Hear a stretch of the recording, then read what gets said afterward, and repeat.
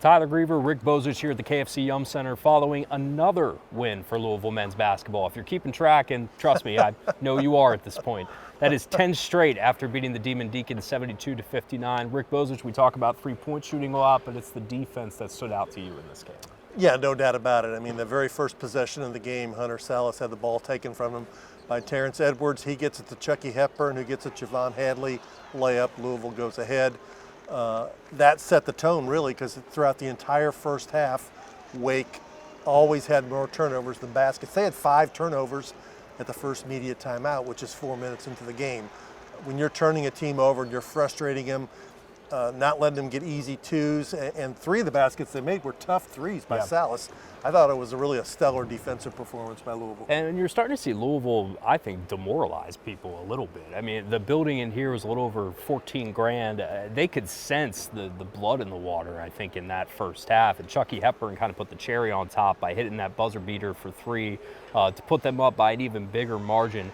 Rick, what impresses you the most during this 10-game winning streak? I know the defense has come a long way, but this is becoming a pattern of teams that we thought were going to challenge them much more, and it's a pretty lopsided final each time. Yeah, there's several things that have been consistent.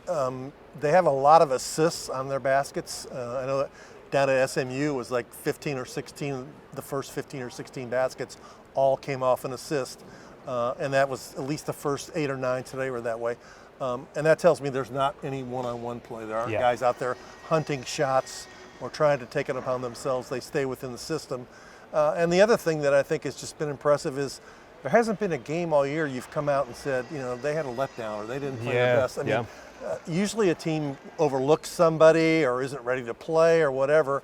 And I haven't seen that from this team all year. Have you? No, I haven't at all. I think the game-to-game preparation or the day-by-day process-oriented approach that Kelsey has talked about since day one, well, there's only one way to go prove that, and that is doing what this team is doing right now from game to game, handling different challenges well, no matter if somebody's throwing zones at them or what kind of defense or offense has been thrown. I think that's what's impressed me the most, but I think you're seeing a scoring core kind of emerge. Or not even emerge, but it's been so consistent.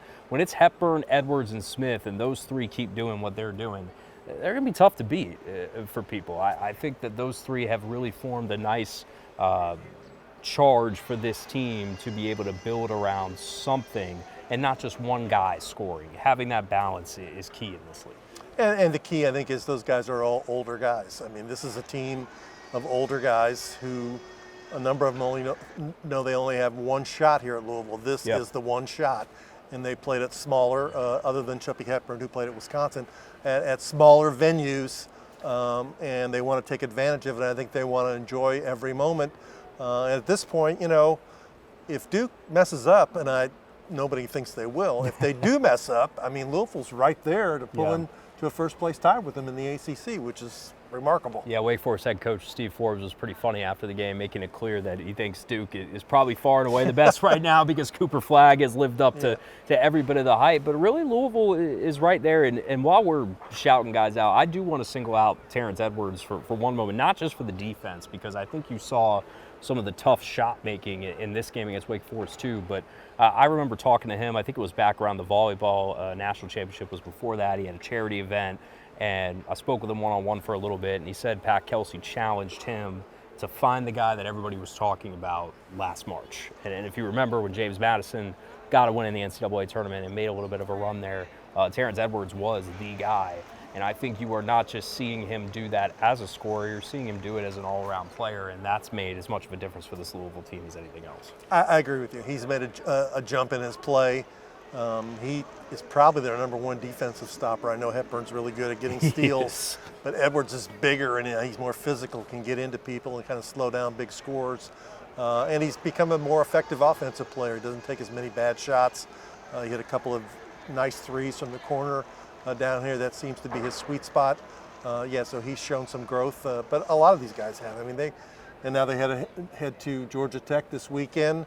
And then I think they go to Boston College, and they're not home until February the 8th against Miami. And as I said earlier, I looked it up. Those teams are a combined 4-23 in the ACC. So Louisville hasn't even started feasting at the bottom of the league yet. No, and like you said to me before we started, 10 games could very well go to 13 for this winning streak with the way the schedule is setting up. But I know one fan base that's not complaining about that by any means these days. Louisville fans, the environment here is, you've said it before, is starting to feel like that. Yeah. Again, the buzz, the nightly buzz, no matter the opponent, is starting to feel like that. Yeah, and Jody Demling threw out a stat. This is the first time Louisville's had an unbeaten January since 2009. Wow. And that was the team that was the #1 overall seed for the NCAA tournament. They didn't make it to the Final Four. They got beat by Michigan State in the Elite Eight, but that was a really good team, a Louisville team, and that was the last team that went through January without losing a game. That's hard to do. Yep, we got a long way to go before the real games start there, but I got to tell you, you got to like what you're seeing right now out of year one with Pat Kelsey and these Louisville Cardinals. But for now, reporting from the KFC Yum Center, he's Rick Bozich. I'm Tyler Greever for WDRB Sports.